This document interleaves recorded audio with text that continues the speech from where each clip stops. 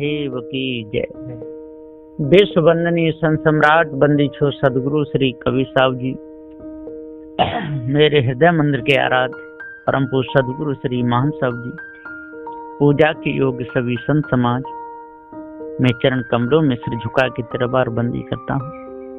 बोलिए श्री सदगुरुदेव की जय। सदगुरु श्री कबीर साहब जी पवित्र हृदय के विचारमान त्यागी बैरागी पारखी संत थे। जड़ चेतन का उनको पूरा ज्ञान था। जहां जीव है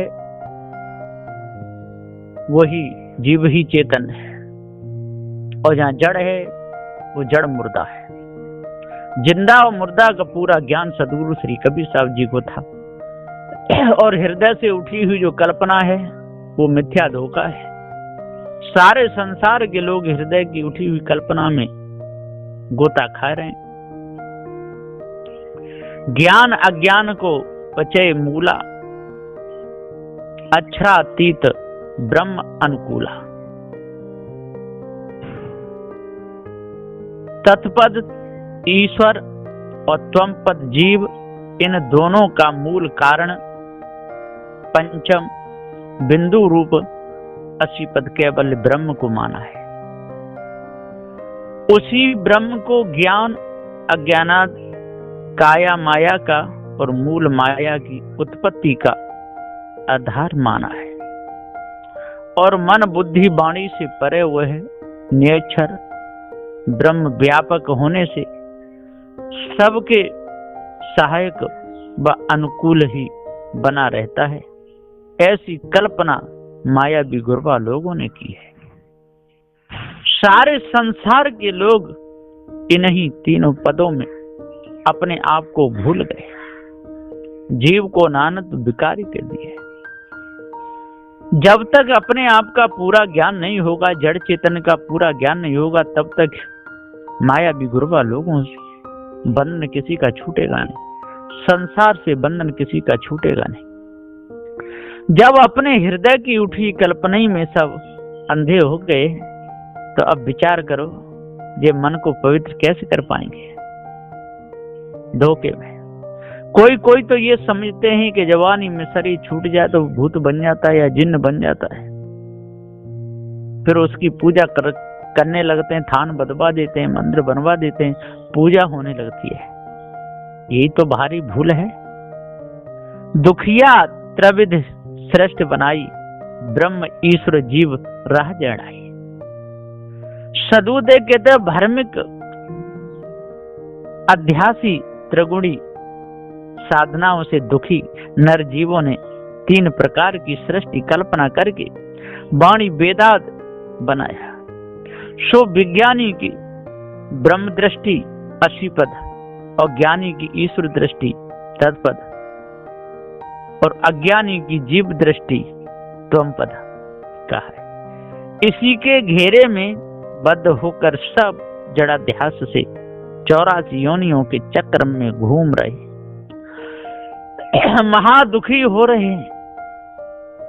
भ्रम के अध्यासी त्रिगुणी सारे के सारे किसी की खोज में पड़े, अपने से भिन्न कहीं सुख खोजते। त्रिविध तापों में दुखी पारकहीन नर जीवों ने त्रिगुण कल्पना से तीन प्रकार की सृष्टि बनाई। ब्रह्म सृष्टि, ईश्वर सृष्टि और जीव सृष्टि। सोई विज्ञानी ज्ञानी अज्ञानी असी तत्त्वम के अध्यास हैं। इन्हीं अध्यासी जीवों ने स्वयं अध्यासी हुए और बहुत से जीव अध्यासी बना दिए। जीव अनगिनत है, कोई गिनती नहीं है।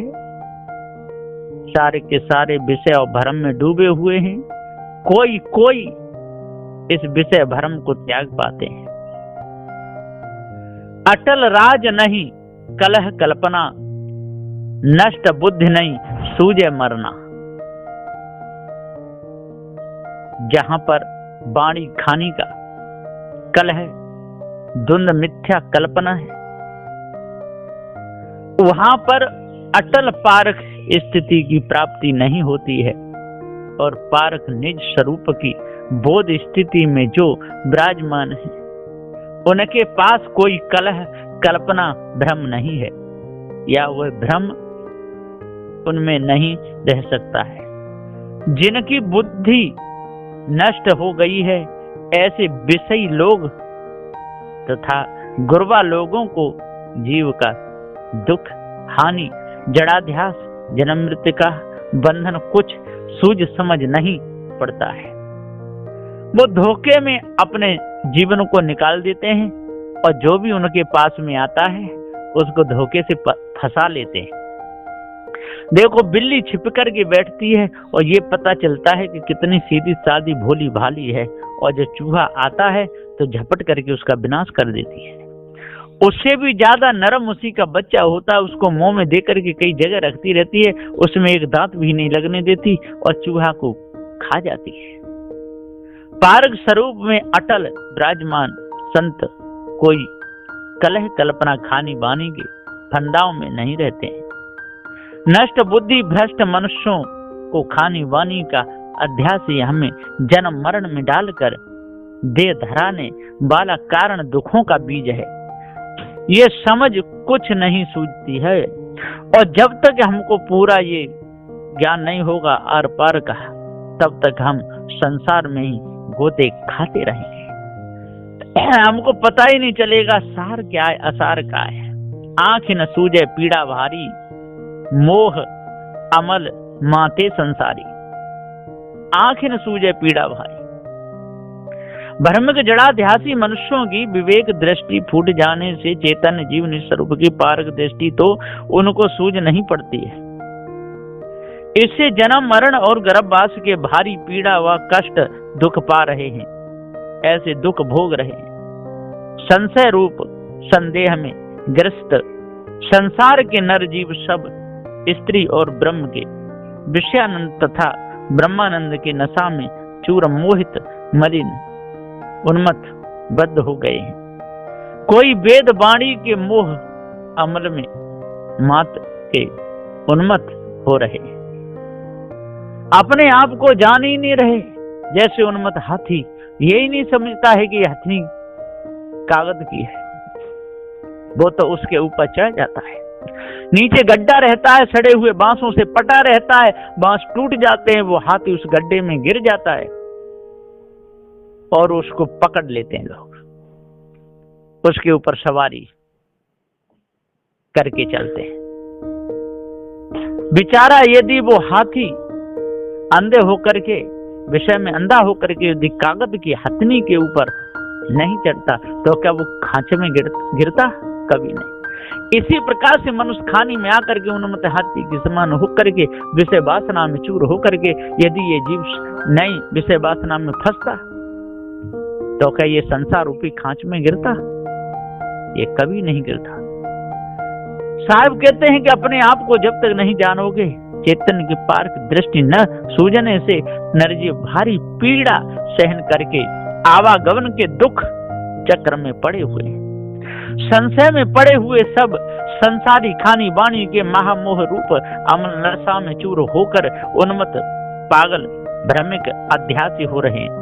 बिना विवेक विचार के हुए मोह अमल किसी का नहीं छूटता है, धोखे में ही सारा समय चला जाता है। समझ तो लेते हैं कि हमको अब श्रेय ज्ञान हो गया, लेकिन नहीं, उनको श्रेय ज्ञान नहीं, ये तो सारा प्रेय का ज्ञान है। श्रेय ज्ञान वो समझते हैं कि ब्रह्म दृष्टि हमारी हो गई, अब हम ब्रह्मवादी हो गए, अब ब्रह्म का हमको पूरा ज्ञान हो गया और हमारा ये अप्रोच ज्ञान हो गया, ये श्रेय ज्ञान हो गया। साहब कहते हैं नहीं, ब्रह्म कोई वस्तु ही नहीं है, ईश्वर कोई वस्तु ही नहीं है, इसलिए आपकी पढ़ाई गुनाई ये सब बेकार चली गई। जब तक अपने आप का निस्वरूप का ज्ञान नहीं होगा तब तक वो अप्रोच ज्ञान माना ही नहीं जाएगा।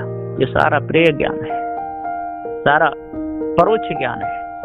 अप्रोच ज्ञान उसी को कहते हैं कि सभी प्रकार की मानंदी टूट जाए, अपने आप का पूर्ण ज्ञान हो जाए, जड़ चेतन का भेद समझ में आ जाए।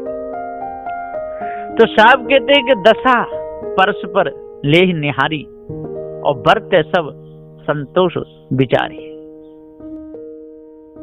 जब तक अपने आप को नहीं जानेगा, जब तक संतोषी विचार मान नहीं होगा तब तक धैर्य उसके अंदर आ ही नहीं सकता है। दया आएगी नहीं। दया बिन संत कसाई, दया के बिन संत कसाई। लेकिन ऐसी दया नहीं कि जिससे आफत आ जाए, है ना। दया करो तो आफतें आई, है ना। दया बिन संत कसाई भी है, और दया करेगा तो आफती भी आएगी। जैसे कोई साधु हो गया और उसके घर में भाई बंधुओं पर कोई मुसीबत आई और उनका जाए के सहायता करने लगा, उन्हें जाए के मिल गया, उन्हें करने लगा, तो समझो को उसकी आफत आई, कल्याण पथ से गिर जाएगा।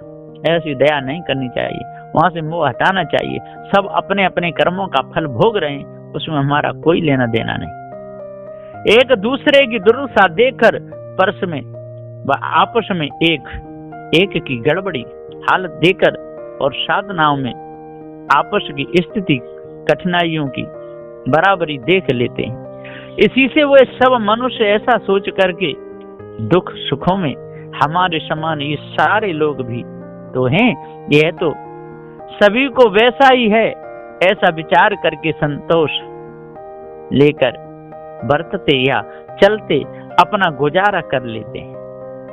लेकिन ये नहीं सोचते कि सबके कर्म संस्कार अलग अलग हैं। वो अपने कर्मों का दुख भोग रहा है और मैं अपने कर्मों का दुख भोग रहा हूं। जब तक कर्म विधान का पूरा पता नहीं चलेगा तब तक सारे संसार के लोग माला ले ले करके मंदिरों में शंख फूंकते रहेंगे, माला फेरते रहेंगे और शंख फूंकते रहेंगे। और इतना ही नहीं, यदि किसी ने कह दिया कि सुबह बलि चढ़ा दो कि आप सारे संकट कट जाएंगे, तो सुबह मेढ़ा बकराओं को भी लाकर काट देंगे। अज्ञानी विषयी जन और साध लोग आपस में एक की स्थिति व दशा के कष्ट कलेश देख करके सबको दुख एक समान ही हो रहा है, ऐसा सोच विचार के संतोष लेकर के बरतते हैं। तो जब पारक ज्ञान हो जाता है, उन्हें पूरा पता चलता है, तो उनको पता चल जाता है कि भाई जगत का कोई कर्ता नहीं है और पत्थर की मूर्ति में भी कोई जीव नहीं है, कोई सत्ता नहीं है। इसकी पूजा से कल्याण होने वाला नहीं है। पत्थर की मूर्ति ना करती कल्याण, कभी नहीं कर सकती। तो हम अपने आप को जब ही जान पाएंगे जब पार की संतों की संगति करेंगे, जड़ चेतन के भेद को अच्छे प्रकार से समझेंगे, अमर पद को जब जानेंगे तभी पता चलेगा। अमर होते हुए भी हम अमर पद को नहीं जान रहे, ये बहुत भारी हमारी भूल है। हम बड़े ज्ञानी बन के तो बैठ गए, 4 वेद भी पढ़ लिए, 6 शास्त्र भी पढ़ लिए, 18 पुराण भी पढ़ लिए, लेकिन हम अपने आप को नहीं जान पाए। यही तो भूल रह गई। जब जब हम मनुष्य खाने में आते हैं और तब हम भूल जाते हैं कि जड़ के पसारे में अपने आप को भूल जाते हैं, जड़ की सुंदरता में अपने आप को भूल जाते हैं। सजावट तत्वों की है ये चेतन जीव ज्ञान स्वरूप, ये संसार के रंग रूप में अपने आप को, अपनी दशा को ये भूल जाता है। जो हरिभोंग नगर से न्यारा परम परख परखट सारा, जो इस संसार रूपी हरिभोंग नगर से न्यारा है वही परख परम परख परखट सारा वही परख सकता है। जो कोई महा भाग्यवान मुमुक्षु शुभ संस्कारी नरजीव संसार में गुरबा और स्त्रियों के भोग फंदा से अलग हो गए हैं या न्यारे हो जाएंगे, वे ही पारखी सदगुरु की शरण व सत्संग में जाकर परम प्रवीण हो बीजक सदग्रंथ टकसार के सत्य सिद्धांत पारक पद को पहचान करके खानी वानी जालों को परख कर त्याग देते हैं और पारक स्वरूप स्थिति प्राप्त कर जीवन मुक्त हो जाते हैं। वो कभी किसी के बहलाने में फुसलाने में नहीं आते, जड़ाध्यास में वो नहीं फंसते। इस ब्रह्म आत्म परमात्म सारी कल्पना उनके अंदर से दूर हो जाती है।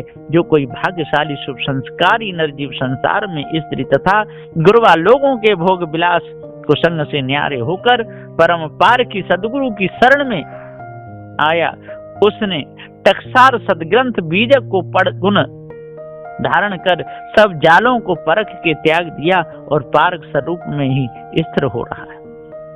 उसके सारे जाल कट जाते, सारे फंदे कट जाते हैं और वो जीते जी कटते हैं। उसी दशा को जीवन मुक्त दशा कहा जाता है।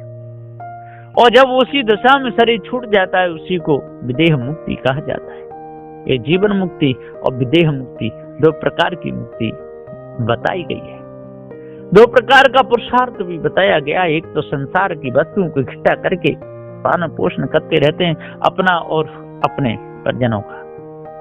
और एक पुरुषार्थ वो होता है कि सबसे अलग होकर के वासना को मिटा करके अपने निज पद में ठहर जाते हैं। तो जो निज पद में ठहरने का है, जो सभी ईश ब्रह्म आत्म परमात्म इस सारी कल्पना को मिटाने का जो पुरुषार्थ है, वास्तव में वही पुरुषार्थ सच्चा है।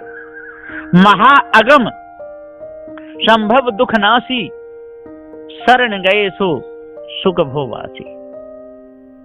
सदुदे कहते अगम अंगोचर अपार माने हुए ब्रह्म पद में जगत का उत्पत्ति परलय होना माना है, सो महान धोखा भ्रम अध्यास जन्म मरण का कारण है। इसमें बड़े बड़े ज्ञानी बड़े बड़े ध्यानी भूल गए दुखों के कारण में पारक बोध से वह भ्रम नाश होता है। इसलिए पारखी सदगुरु की शरण में जो मनुष्य गए वे खानी बानी अध्यासों को नशा करके जीवन मुक्त स्थिति के सुख में निवास कर लिए, क्या वैसे सुख में रहेंगे जिस दुख का कभी खात्मा नहीं होता, जो सुख कभी दुख में नहीं बदलता। वो कौन सा है? अपना निज सुख है, वो चेतन सुख है, वो कभी भी दुख में नहीं बदलेगा। संसार के सारे सुख दुख में बदल जाते हैं। ब्रह्म पद को महाअगम माना है, परंतु दुख रूप जगत की उसी से उत्पत्ति और नाश होता रहता है, ऐसा माना है। इससे वह ब्रह्म आवागमन का कारण हुआ।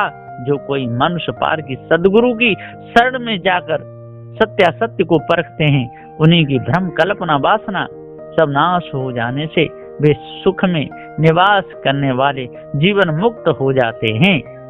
वो कभी भी माया भी गुरुबा लोगों के चक्कर में नहीं आते। सो निज और दया प्रभु कीना, महा कष्ट छुड़ावन लीना। वे परम दयालु सदगुरु श्री कबीर साहिब प्रभु तथा आपके अनुयायी पार की साधु गुरु के अपनी तरफ से ही सुजातीय जीव जानकर महान दया करके पारक पद को परखा दिया और महान कष्टदायी विषय जाल तथा वाणी कल्पना के ब्रह्म जालों से हंस जीवों को छुड़ा लिया। बंदी छोर सदगुरु ने ही जीवों को मुक्त किया है। पहले जितने भी हुए वो स्वयं मुक्त नहीं हो पाए और उनके चेली चेला हुए वो भी एक भी मुक्त न हुए, क्योंकि वो संशय धोख में ही चले गए। विषय वासना भ्रम में ही उनका पूरा जीवन चला गया। कोई भी बच नहीं पाए, धोखे में सारा समय गया। सत्संगी शुद्ध हृदय वाले कोई जिज्ञासु को पारक बोध पाने का अधिकारी ग्राहक जानकर पारकी सदगुरु ने उनको अपनी शरण में लेकर सारा सार जड़ चेतन के भेद को सब परखा के समझा कर हृदय में पारक बोध का प्रकाश कर दिया। जिनको पार ज्ञान हो गया, जिनके अंदर से जड़ाध्यास निकल गया, जिनके अंदर से सारी बीमारी निकल गई, जड़ चेतन का इनको ज्ञान हो गया। जड़ क्या है और चेतन क्या है, संसार दुख क्या है, सुख क्या है, सुख स्वरूप किसे कहते हैं, दुख स्वरूप किसे कहते हैं, संसार का सुख हमारे कल्याण कारण है क्या नहीं, ये सारे भेद को जो जान जाएगा वही इन मायावी गुरुवा लोगों के चक्कर से बच पाएगा, नहीं तो कोई बचने वाला नहीं। इसलिए अपने आप को जान करके सभी प्रकार के अध्यासों को छोड़ने की मिटाने की कोशिश करनी चाहिए और जड़ चेतन के भेद को समझ लेना चाहिए और प्रारब्ध का पूरा हल समझ लेना चाहिए।